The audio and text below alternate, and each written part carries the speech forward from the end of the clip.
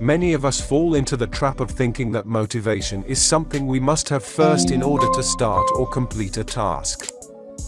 Unfortunately, this is not always the case. I'm sure you've been in a situation where your mind wants to achieve something, but your body says, no, not today. It's almost like you're fighting for what you have said should be done. Many of us hesitate until we no longer want to think about the task, or unknowingly find other things to occupy our minds. To quote American essayist Ralph Waldo Emerson, do the thing and you'll have the energy to do the thing. Open your laptop and start typing, or lace up your running shoes and walk out the door. The energy you are looking to finish it will come to you when you begin. Although the phrase was spoken in the 18th century, science has proven what Emerson pointed out years ago. The thing about motivation. Scientific research has long linked the dopamine neurotransmitter to pleasure. However, new research confirms that it is also responsible for motivation. Many of us wait until we feel inspired or motivated to start a new task or habit. We wait patiently for the dopamine release in our brains, hoping it will give us the motivation to exercise or start a new book. We all know this rarely happens. Here's why: motivation comes after you start a task, not before. So, if you want to write a book or hit the gym after getting off work, try to focus on what David Allen calls the 2-minute rule. The rule says, when you start a new habit, it should take less than 2 minutes to do. How does this work? When you want to form a new habit, just focus on the first 2 minutes of the task, and once it's done, the motivation will follow. If you want to read more, just focus on opening the book and reading a page. If you want to run after getting off work, just focus on lacing up your shoes and getting out the door. In both examples, you'll find that once you get started, the rest of the task is pretty easy.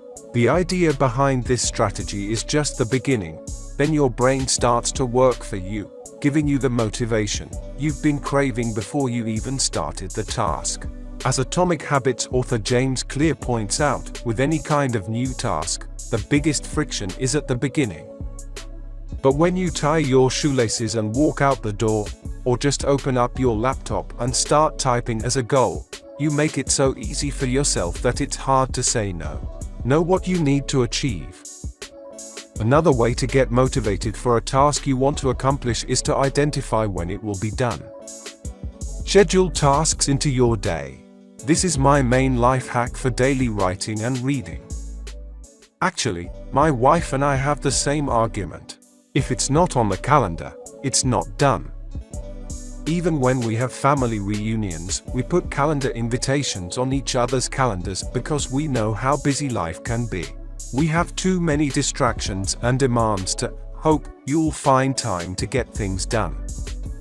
Remember, if you don't tell your brain when it's done, it won't be done. Instead of waiting and hoping you'll find time to complete a specific task, put that task on your calendar. This tells your brain that you are not going to do anything but this task. The truth you need to know about motivation. You will find that many people never start a task or pursue a goal because they never have time to do it. But if you plan your tasks every day, your willpower and motivation will run almost automatically, whether it is fun or not. For example, if you plan to hit the gym every other day after get off work between 5 and 6 p.m., over time for every workout, you'll start creating a friction-reducing routine. And since we're habitual animals, you'll continue to deepen the appropriate neural pathways in your brain, making it easier to capture this new behavior. It's as if your body is pulling you into newly established habits because you consciously imprint a learned behavior. Many of us allow circumstances and emotions to subconsciously influence the tasks we wish to accomplish, but when you have a consistent routine, your body naturally adjusts and makes it easier for you. So, in the context of human change, motivation has nothing to do with having enough energy to get things done. Rather, it's more about understanding how your body develops its behavior and actions. Once you know how your body is functioning right now, you can properly engage with the desires you seek.